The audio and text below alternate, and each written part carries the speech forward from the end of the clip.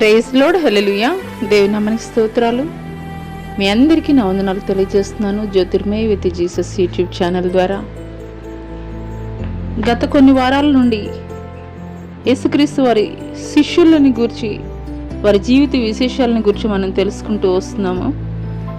అయితే ఈ దినము మన భారతదేశానికి సువార్తను ప్రకటించినటువంటి, మొట్టమొదటగా మన భారతదేశానికి సువార్త తీసుకుని వచ్చినటువంటి యేసుక్రీస్తు శిష్యులలో ఒక శిష్యుడైనటువంటి తోమాని గురించి, అతని జీవితాన్ని గురించి పరిశుద్ధాత్మ సహాయం ద్వారా తెలుసుకుందాము. దానికి ముందుగా ప్రార్థన చేసుకుందాము.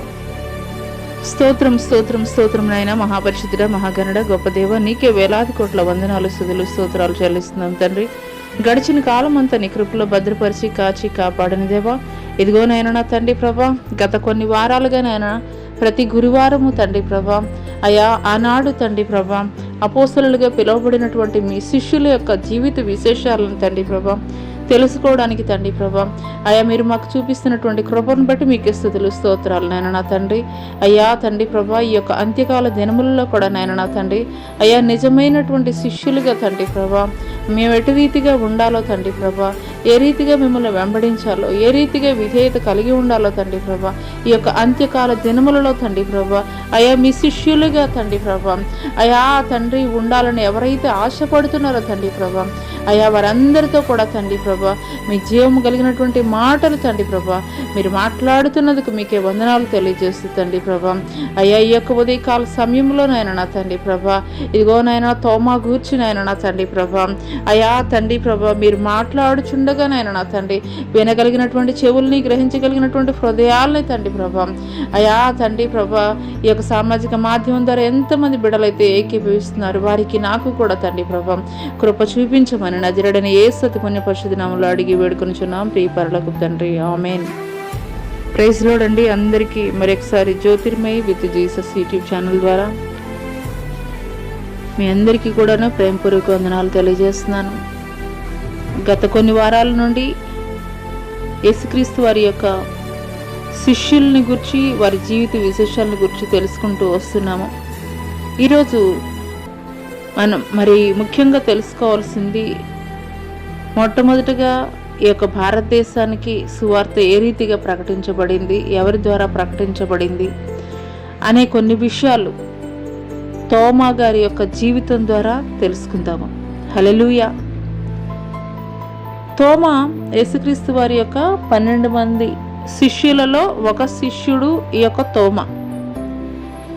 ఇతను కూడాను మరి గలిలయ ప్రాంతంలో చేపలు పట్టేటువంటి జాలరే.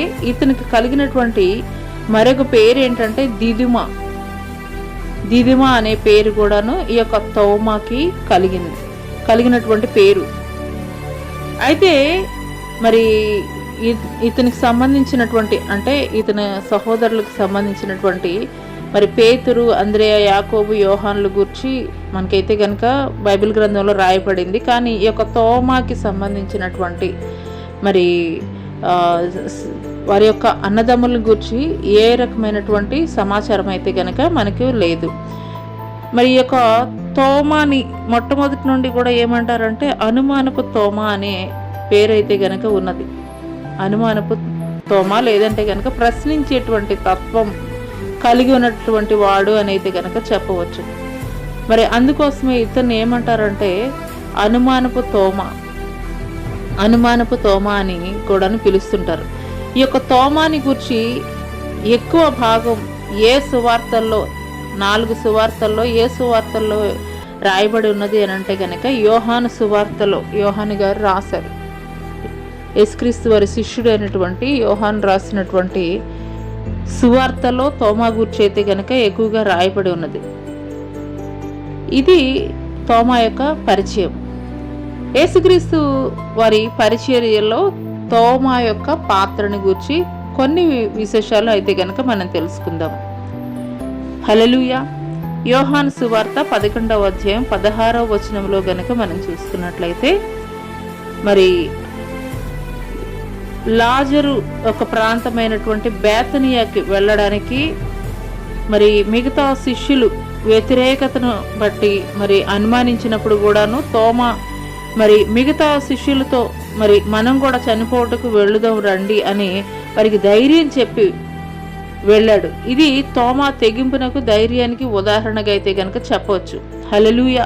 ఆ యొక్క బేతనియా ప్రాంతానికి వెళ్ళడానికి మిగిలినటువంటి శిష్యులు వ్యతిరేకించినటువంటి పరిస్థితుల్లో కూడా ఈ తోమా అయితే కనుక దేవుడు పక్షంగా నిలబడినటువంటి వాడిగా ఉన్నాడు. అంటే తెగింపు కలిగినటువంటి వాడిగా ఉన్నాడు.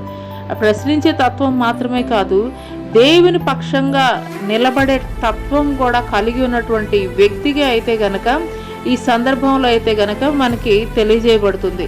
హల్లెలూయా.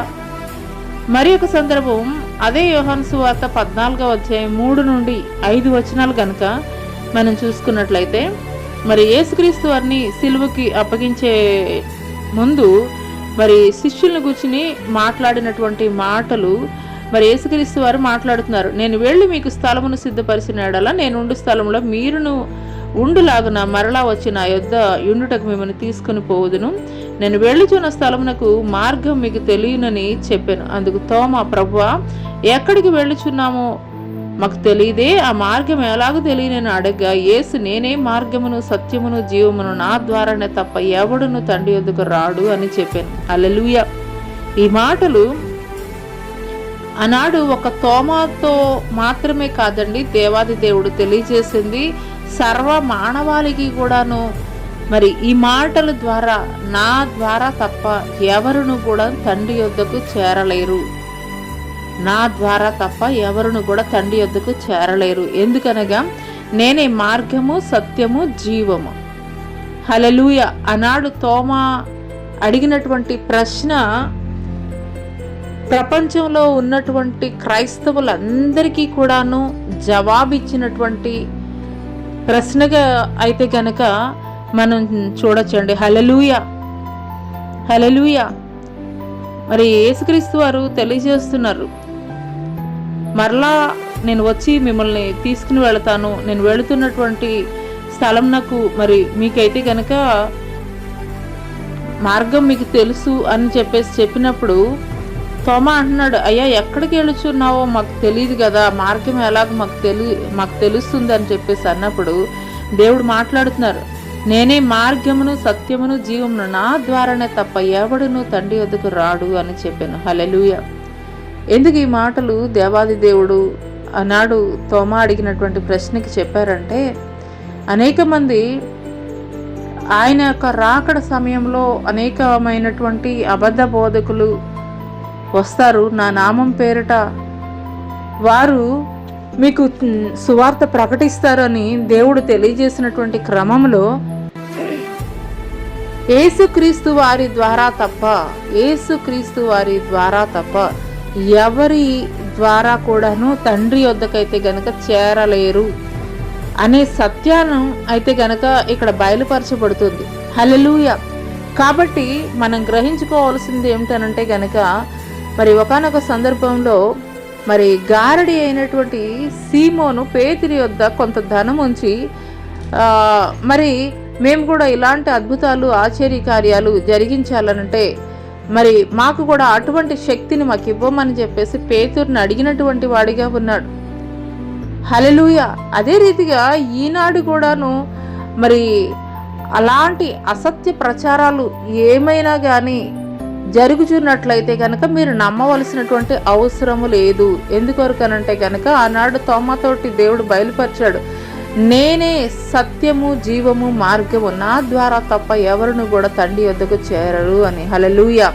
కాబట్టి యేసుక్రీస్తు వారి నామములో బాప్తిసం పొందుకొనడం ద్వారా, యేసులో రక్షణ పొందుకొనడం ద్వారా, యేసు మార్గం ద్వారా తప్పించి, యేసు ద్వారా తప్పించి ఎవరు కూడాను తండ్రి వద్దకైతే చేరలేరు అనే విషయం క్లియర్గా ఇక్కడ దేవుడు తెలియజేశాడు. హల్లెలూయా. మూడవ సందర్భం అదే యోహాను సువార్త 13వ అధ్యాయం 1 నుండి 5 వచనాలు కనుక మనం చూసుకున్నట్లయితే, అప్పుడు పస్కా పండుగ ముందు యేసుక్రీస్తు వారు ఏం చేశారంటే, మరి అక్కడ భోజన పంక్తిలో నుండి లేచి ఒక తువ్వాలు తీసి నడుముకు కట్టుకొని పళ్ళెంలో నీళ్లు పోసి శిష్యుల పాదాలు కడుగుటను మరి తువ్వాలతో తుడుచుటకును మొదలు పెట్టను అని రాయబడి ఉన్నది. హల్లెలూయా.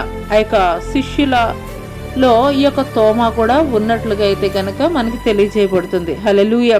అదే రీతిగా 15వ యోహాను సువార్త 15వ అధ్యాయము 21 నుండి 30 వచనాల్లో కూడాను మనం ప్రభురాత్రి భోజనంలో కూడాను శిష్యులందరితో పాటు ఈ యొక్క తోమా కూడాను ఉన్నట్లుగా అయితే గనక మనకి తెలియజేయబడుతుంది. హల్లెలూయా. అదే రీతిగా యోహాను సువార్త 20వ అధ్యాయం 25వ వచనంలో గనక మనం చూసుకున్నట్లయితే అదే రీతిగా యోహాను సువార్త 20వ అధ్యాయం 19వ వచనాలను కూడా మనం చూసుకున్నట్లయితే మరి యేసుక్రీస్తు వారు పునరుద్ధానుడైన తర్వాత మరి ఆదివారం సాయంకాలము యూదులకు భయపడి శిష్యులందరూ కూడాను తలుపులు వేసుకొని గదిలో ఉన్నటువంటి సమయంలో పునరుద్ధానుడైనటువంటి యేసుక్రీస్తు వారి మధ్యలో నిలిచి మీకు సమాధానం కలుగునుగాక అని వారికి తెలియజేసినటువంటి వాడిగా ఉన్నాడు. అయితే ఆ సమయంలో తోమా అయితే కనుక వారి మధ్యలో లేడు. మరి అప్పుడు తోమా అడుగుతాడు, మరి యేసుక్రీస్తు వారి ఆయన పక్కలో గాయం ఉన్నది కదా, ఆ గాయాన్ని మీరైతే కనుక తడిమి చూసారా అని అడిగినటువంటి సందర్భంలో మరలా ఇంకొక సందర్భంలో యేసుక్రీస్తు వారి శిష్యులు అందరిలో ఈ యొక్క తోమా కూడా ఉన్నప్పుడు అదే యోహాను సువార్త 20వ అధ్యాయము 25వ వచనంలో చూసుకున్నట్లయితే తోమా కూడా ఉన్నప్పుడు యేసుక్రీస్తు వారు దర్శించినట్లుగా అయితే గనక మనకి తెలియజేయబడుతుంది. హల్లెలూయా. హల్లెలూయా. అక్కడ దేవుడు తెలియజేస్తాడు, చూచి నమ్మిన వానికంటే చూడక నమ్మినవాడు ధన్యుడు అని. హల్లెలూయా. మరి ఒక సందర్భము యోహాను సువార్త 20వ అధ్యాయము 26 నుండి 29 వచనాలు కనుక మనం చూసుకున్నట్లయితే ఇక్కడ మరి 8వ దినాన శిష్యులతో కూడాను మరి యొక్క తోమా ఉన్నప్పుడు తలుపులు మూయబడి ఉన్నప్పుడు యేసుక్రీస్తు వారు మరి వారి మధ్యలోనికి వచ్చాడని చెప్పేసి అయితే కనుక మనం ఇందాక చదువుకున్నాము. అప్పుడు దేవుడు అంటున్నాడు, మరి నీ వేలు ఇటు చాచి మరి నా చేతులు చూడుము, నీ చెయ్యి నా పక్కలో ఉంచి మరి అవిశ్వాసివి కాక విశ్వాసవే ఉండమని తోమాతోటైతే గనక చెప్పినట్లుగా అయితే కనుక మనకి తెలియజేయబడుతుంది. హల్లెలూయా. అనేక సార్లు మన జీవితాల్లో మన విశ్వాసం కూడా ఇదే రీతిగా ఉంటుంది. అంటే ప్రార్థన చేస్తూనే ఉంటాము, కానీ మరి ప్రార్థన చేస్తున్నటువంటి అంశాన్ని దేవుడు సఫలీకరిస్తాడా లేదా అనే విశ్వాసం అయితే కనుక మనం కలిగి ఉండము, అనుమానంతో ఉంటాం. అందుకొరకే దేవుడు మరలా ఆ యొక్క అనుమానించేటువంటి తోమా నిమిత్తమే మరలా వచ్చి మరి నా ప్రక్కలో నీ వేలు ఉంచి చూడు, నా గాయాలను తడిమి చూడని దేవాది దేవుడు తెలియజేస్తున్నాడు. హల్లెలూయా. మరి మూడవసారి దేవాది దేవుడు ఎక్కడ ప్రత్యక్షమయ్యారంటే తిబెరియా సముద్ర తీరాన మరి చేపలు పడుతున్నటువంటి క్రమంలో శిష్యులకి యేసుక్రీస్తు వారు మూడవసారి ప్రత్యక్షపరుచుకున్నారు తనను తాను. హల్లెలూయా. అదే రీతిగా యోహాను సువార్త 14వ అధ్యాయం 15వ వచనంలో గనక మనం చూసుకున్నట్లయితే మరి యేసు తండ్రి యొద్దకు ఆరోహణమయ్యే వెళుతున్నటువంటి సమయంలో శిష్యులతోటి చెప్పినటువంటి మాటలు ఏంటంటే, మరి నేను తండ్రిని వేడుకొందును, మీ యొద్దకు ఎల్లప్పుడూ ఉండుటకే ఆదరణకర్తను అంటే పరిశుద్ధాత్మను సత్యస్వరూపిగా ఆత్మను మీకు అనుగ్రహిస్తానని దేవుడు తెలియజేస్తాడు. అదే రీతిగా అపోస్తల కార్యం 1వ అధ్యాయం 5వ వచనంలో దేవుడు ఏమంటారంటే, మరి యేసు శిష్యులను కలుసుకొని ఇలాగూ ఆజ్ఞాపించను, మీరు యెరూషలేము నుండి వెళ్ళక నా వలన వినిన తండ్రి యొక్క వాగ్దానం కొరకు కనిపెట్టుడి, కొద్ది దినములలో పరిశుద్ధాత్మలో బాప్తీసం పొందెదరు. హల్లెలూయా. హల్లెలూయా. యేసుక్రీస్తు వారితోటి సహవాసం, యేసుక్రీస్తు వారితోటి మరి పరిచర్య జరిగించినటువంటి ఈ శిష్యులు యేసుక్రీస్తు వారు పునరుద్ధానుడై తండ్రి యొద్దకు వెళుతున్నటువంటి క్రమంలో దేవుడిని అడుగుతున్నారు, అయ్యా మీరు వెళ్ళిపోతున్నారు కదయ్యా, మా పరిస్థితి ఏంటయ్యా అని చెప్పేసి అడిగినప్పుడు దేవుడైతే చెప్తున్నారు, నేను వెళితే తప్పించి మీ యొద్దకు నేను ఆదరణకర్తను పంపించలేను, ఆయన మిమ్మల్ని సర్వసత్యంలోనికి మిమ్మల్ని నడిపిస్తారు, కాబట్టి మీరైతే కనుక యెరూషలేమును విడిచి అయితే కనుక మీరు వెళ్ళొద్దు, యెరూషలేమును అయితే కనుక మీరు విడిచి వెళ్ళొద్దు, తండ్రి యొక్క వాగ్దానం కొరకు మీరు కనిపెట్టి ఉండమని అయితే కనుక దేవుడు తెలియజేశాడు. హల్లెలూయా. అదే రీతిగా మరి అపోస్తల కార్యం 2వ అధ్యాయము 1-4 చూసుకున్నట్లయితే యేసుక్రీస్తు వారి యొక్క శిష్యులు ఆ యొక్క యెరూషలేము ప్రాంతంలోని మేడగదిలో వారు యేసుక్రీస్తు వారి శిష్యులతో పాటు 120 మంది ఉపవాసం ఉండి ప్రార్థిస్తున్నటువంటి క్రమంలో యేసుక్రీస్తు వారు పరిశుద్ధాత్మను పంపిస్తానని ఆయన తెలియజేసినటువంటి క్రమంలో వారు కనిపెట్టి ఎదురు చూస్తున్నారు. పరిశుద్ధాత్మ కొరకు ఎదురు చూస్తున్నటువంటి క్రమంలో మరి అపోస్తుల కార్యం 2-1-4 కనుక మనం చూసుకున్నట్లయితే, పెంతెకోస్తు పండుగ దినం వచ్చినప్పుడు వేగముగా వీచి బలమైన గాలి వంటి ఒక ధ్వని ఆకాశం నుండి అకస్మాత్తుగా వారు కూర్చుండి ఉన్న ఇల్లంతయు నుండెను. మరియు అగ్ని 4 విభాగింపబడి ఒక్కొక్కరి మీద వ్రాలుగా పరిశుద్ధాత్మ వారికి వాక్శక్తి అనుగ్రహించిన కొలది అన్య భాషలలో వారు మాట్లాడసాగిరి. హల్లెలూయా, హల్లెలూయా. వాగ్దానం ఇచ్చినటువంటి వాడు నమ్మదగిన వాడండి. అయినా మరి మనుషులు మాట తప్పిపోయేవారుగా ఉంటారేమో కానీ దేవుడు మాట ఇచ్చినటువంటి వాడు నెరవేర్చేటువంటి దేవుడు. మరణిత్యముగా ఆయన శిష్యులతోటి ఆరోహణం అవుతూ ఏదైతే చెప్పాడో, నా వలన వినినటువంటి తండ్రి యొక్క వాగ్దానం కొరకు మీరు కనిపెట్టి ఉండుడి, యెరూషలేమునైతే కనుక విడిచి వెళ్ళొద్దని దేవుడు తెలియజేశాడు. హల్లెలూయా. యెరూషలేము అనేది దేవుని యొక్క నివాస స్థానము. అందుకొరకే ఆయన చెప్తున్నారు, మీరు యెరూషలేమునైతే కనుక విడిచి వెళ్ళొద్దు, యెరూషలేములోనే ఉండి కనిపెట్టండి అని. అదే రీతిగా దేవుని చిత్తానికి అనుగుణంగా వారు యెరూషలేములో మేడగదిలో వారు ఉపవాసం ఉండి ప్రార్థించినటువంటి క్రమంలో 10వ దినం పెంతెకోస్తు పండుగ దినమున అగ్ని 4 విభాగింపబడి ఒక్కొక్కరి మీద పరిశుద్ధాత్మ రాలినప్పుడు వారు ఎరిగినటువంటి అన్య భాషలతోటి వారు మాట్లాడినట్లుగా తెలియజేయబడుతుంది. అక్కడ 17 దేశాలకు సంబంధించినటువంటి ప్రజలు వచ్చి ఉన్నారు ఆ యొక్క పెంతెకోస్తు పండుగ నిమిత్తము. అయితే వారు మాట్లాడుతున్నారు, వీరు గలిలయులు కాదా, వీరు చేపలు పట్టేటువంటి జాలర్లు కాదా, వీరు ఎట్టి రీతిగా మాట్లాడుతున్నారని. హల్లెలూయా, హల్లెలూయా. ఇక్కడ అన్య భాషలు 2 రకాలండి. ఒకటి వారు ఎరగనటువంటి భాష మాట్లాడడం అయితే ఒకటి, రెండవది దేవునితోటి సంభాషించడం. కొంతమంది మాట్లాడుతున్నప్పుడు మరి దేవుని ఆత్మతోటి ఆ భాష అనేది మనకి అర్థం కాదు. మరి వారు ఎవరితో మాట్లాడుతున్నారంటే కనుక దేవునితోటే మాట్లాడుతున్నారు. హల్లెలూయా. అదే రీతిగా తోమా యొక్క పరిచర్యను గురించి తెలుసుకుందాం. హల్లెలూయా. మరి పేతురు తర్వాత మరి వాస్తవికమైనటువంటి అపోస్తలుగా తోమానైతే కనుక చెప్పవచ్చు. ఎందుకొరకనంటే కనుక తన పరిచర్యలో తోమా బబులోను దర్శించాడు. పశ్చిమ ప్రాంత క్రైస్తవ ప్రచారం కన్నా తూర్పు ప్రాంత క్రైస్తవ అపోస్తలుల ఉద్యమాలకు తోమా మూలకారకుడని అయితే కనుక చెప్పవచ్చు. మరి ఆ దినాల్లో క్రైస్తవం పశ్చిమ కన్నా తూర్పు ప్రాంతాల్లోనే అధికంగా అభివృద్ధి చెందింది. వీటన్నిటికీ కారణం మరి ఆనాటి క్రైస్తవ ఉద్యమాలు, వాటి ప్రాముఖ్యత, మరి తోమా కాన్స్టాంటినోపుల్ చుట్టూ జరిగినటువంటి చరిత్ర సంఘటనలను అయితే గనక ఖచ్చితంగా చెప్పవచ్చు. అదే రీతిగా తూర్పు ప్రాంతం దేవాలయాలు, సాంప్రదాయాల గురించి తెలుసుకోవాలని మరి అనుకుంటే కనుక ఇక్కడ చరిత్రకారుల వారి గ్రంథాల్లో రాయబడినటువంటి విశేషాలు ద్వారా మనం తెలుసుకుందాం. మరి ఆ కాలంలో తూర్పు ప్రాంతంలో క్రైస్తవత్వం అనేది మరి అపోస్తలుల ద్వారా, క్యాథలిక్కుల దేవాలయాల ప్రచురణల ద్వారా క్రైస్తవం విస్తరించింది.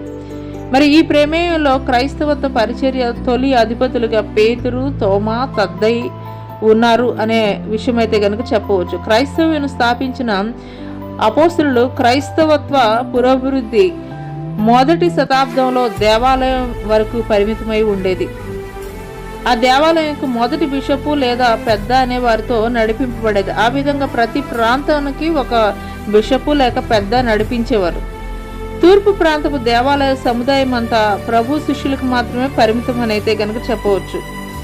అందులో ఒక దేవాలయం బెత్లెహేము నుండి తిరిగి వచ్చిన తర్వాత రసాయే అంటే ఉత్తర ఇరాన్ దేశంలో కట్టబడింది. ఇది మరి ఆ యొక్క పీఠాధిపతి చిన్నతనంలోనే నియమించబడ్డాడు. దేవుని చేత నడిపించబడిన తోమా మధ్య తూర్పు ప్రాంతాల్లో దేవాలయాలను ప్రతిష్ఠించాడు. అనేక మంది యాజకులను కూడా నియమించాడు. వీరి ద్వారా అనేక వేల మంది యేసు ప్రభువుని నమ్మి విశ్వసించి మారు మనసు కలిగి బాప్తీసం పొందుకున్నారు. కొందరిని మరి తోమ ప్రత్యేకంగా అభిషేకించారు, వారి ఆత్మీయ ఎదుగుదలకు తోడ్పడ్డారనే విషయం అయితే కనుక చెప్పవచ్చు. మరి ఈ ప్రక్రియలో మరి అనేక కష్టాలని మరి సమస్యల్ని కూడాను తోమ గారైతే కనుక ఎదుర్కొన్నారు. హల్లెలూయా. మార్ Thomas Syrian church of south India సాంప్రదాయం గురించి తెలుసుకుందాము. మార్ థామస్ సిరియన్ చర్చ్కి ప్రధాన బిషప్ జోహనాన్ మార్ థామస్. మరి అపోస్తులుడు అయినటువంటి తోమా క్రీస్తు శకం 52లో హిందూ దేశ మలబారు తీరము, ఒకవైపున మహాసముద్రమును మరొక వైపున పర్వతాల సముదాయం ఉన్నది. ఈ యొక్క మలబారు తీర ప్రాంతంలో ఈ రెండిటికి మధ్య అనేక క్రైస్తవ దేవాలయాలు కట్టబడ్డాయి. ఈ తూర్పు దేవాలయ సాంప్రదాయాలకు మరి పశ్చిమ తీర దేవాలయ సాంప్రదాయాలకు సిద్ధాంతపరమైనటువంటి తేడాలు కూడా ఉన్నాయని అయితే కనుక చెప్పవచ్చు. ఈ ప్రాంతం వారు అంటే తూర్పు ప్రాంతం వారు విభేదాలను అంతగా పట్టించుకోరు. ఈ ప్రాంతం వారు క్రైస్తవ బోధకులను సాదరంగా ఆహ్వానించి దేవాలయాలను కట్టించడంలో సహకారులుగా ఉన్నారనే విషయం అయితే కనుక చెప్పవచ్చు. మరి భారతదేశంలో ఉన్నటువంటి ఒక మరి చరిత్రకారులు చెప్తున్నటువంటి ఒక అంశం ఏంటనంటే కనుక భారతదేశంలో గోండా ఫోరస్ అనేటువంటి రాజు ఈ ప్రాంతాన్ని పరిపాలించేవాడు. ఇతడు తన కొరకు రాజసౌధం నిర్మించుకోవాలని అనుకున్నప్పుడు ఆనాటి సిరియా హిందూ దేశ రాయబారైన అబానెస్ను పిలిచి కట్టడపు పనిని అప్పగించాడు. ఇతడు మంచి పనివారిని ఏర్పరచుకోవడంలో దైవశక్తి ప్రేరేపణ కలిగిన వాడే యెరూషలేముకు నడిపించబడ్డాడని చరిత్రకారులు తెలియజేస్తున్నారు. దైవ ప్రేరేపణతో అక్కడ నుండి తోమాను పురమాయించుకొని హిందూ దేశానికి తిరిగి వచ్చాడు. మరి తోమాని రాజు ముందుకు తీసుకొచ్చాడు. రాజు తన అభిలాషను తెలియపరిచాడు. అందుకు తోమా తను ఒక ఆత్మీయ సౌందర్య కట్టడం ఊహించుకొని నిర్మించడానికి ఒప్పుకున్నాడు. ఆ యొక్క కట్టడానికి తోమా తన పనికి ఇవ్వబడిన జీతం అంతటిని పేదలకు పంచి వారికి సువార్తను ప్రకటించేవాడు. ఆ యొక్క కాలంలో ఈ విషయం ఒక నేరంగా అయితే కనుక రాజు యొక్క ప్రముఖులు భావించి రాజుకి అయితే కనుక ఫిర్యాదు చేశారు. ఫిర్యాదు చేసినప్పుడు ఆ యొక్క రాజు మరి తోమానైతే కనుక చెరసాలలో వేయించాడు. అదే సమయంలో రాజు సోదరుడైన గాదు మరణించాడు. గాదును సమాధి చేయబోతున్నప్పుడు అతని ఆత్మ తోమా నిర్మించినటువంటి కట్టడం తేజస్సు ఊహించుకుంటున్నప్పుడు ఆ సౌధ మహిమ కాంతి అతని మరణ శరీరం తాకింది. అతడు తిరిగి బ్రతికాడు. పరిశుద్ధ దర్శనం తోమా ముందుగానే పొందుకున్నాడు కాబట్టి నిబ్బరంగా ఉన్నాడు. ఈ వార్త గోండా ఫోరస్ రాజుకు చేరవేసి అతడు వెంటనే చెరసాల నుండి తోమాను తెప్పించి తనతో కూడా తన కుటుంబం వారిని రప్పించి చనిపోయి బ్రతికిన గాదుతో సహా రాజు కుటుంబం బాప్తీసం పొంది క్రైస్తవ్యాన్ని స్వీకరించారు. హల్లెలూయా. ఆ తర్వాత తోమా పరిచయం చేస్తూ హతసాక్షి కిరీటం పొందు వరకు అనేక ప్రాంతాల్లో పరిచయం చేశాడు. ఆ ప్రాంతంలో మజ్దేయాను రాజకుమారుడు రోగగ్రస్తుడైనటువంటి పరిస్థితుల్లో అతన్ని బాగు చేయుటకు వేరే గత్యంతరం లేక తోమా సమాధిని తెరిచి అక్కడ మరి తోమా యొక్క అస్థికల్ని తెచ్చి తన కుమారునికి తాకించినటువంటి రాజు ఆ యొక్క విశ్వాసంతో తోమా యొక్క సమాధిని తవ్వి ఆ యొక్క అస్థికలు ఏవైతే ఉన్నాయో వాటిని తీసి ఆ యొక్క సమాధిని తవ్వి తెరిచి చూస్తే మరి అప్పటికే సిరియన్ మత బోధకులు ఆయన అవశేషాలను ఏడిస్సాకు తరలించారని అయితే గనుక తెలుసుకున్నాడు.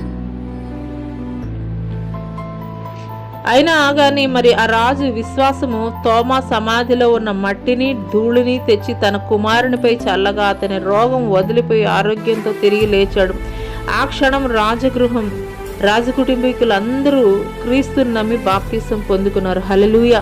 తోమా బ్రతికున్నప్పుడు జరిగించినటువంటి పరిచర్యలు మాత్రమే కాదు, తోమా మరణించిన తర్వాత అతను ఉంచబడినటువంటి ఆ యొక్క మట్టిలో కూడాను మహిమ ఉన్నది అని ఎప్పుడైతే రాజు భావించాడో మరి ఆ యొక్క ధూళిని తెచ్చి మరి ఆయన కుమారుడి మీద చల్లినప్పుడు అతని యొక్క రోగము వదిలిపోయి ఆరోగ్యంతో తిరిగి లేచినట్లుగా ఆ యొక్క రాజు భావించి, ఆ యొక్క రాజు కుటుంబం, ఆ యొక్క రాజు గృహము, కుటుంబీకులందరూ కూడాను దేవుడిని నమ్మినటువంటి వారిగా ఉన్నారు. హల్లెలూయా. ఆ తర్వాత మలబారు ప్రాంతంలో పండే మిరియాలు, మరి సుగంధ ద్రవ్యాలు, విరివిగా విదేశీ వ్యాపార వస్తువులు, రోమీలు, సిరియన్లు సముద్ర మార్గాన వచ్చి వ్యాపారం చేసేవాళ్ళు. మరి అనేక త్రవ్వకాల్లో ఆనాటి గోడఫోరస్ రాజు కాలం నాటి వాడుకలో ఉన్న రోమా వ్యాపార వెండి, బంగారు నాణ్యాలు దొరికాయి. ఆ విధంగానే గోండాఫోరస్ పేరు సింధు నాగరిక కాలం నాటి శిలాశాసనములపై వ్రాయబడి ఉంది.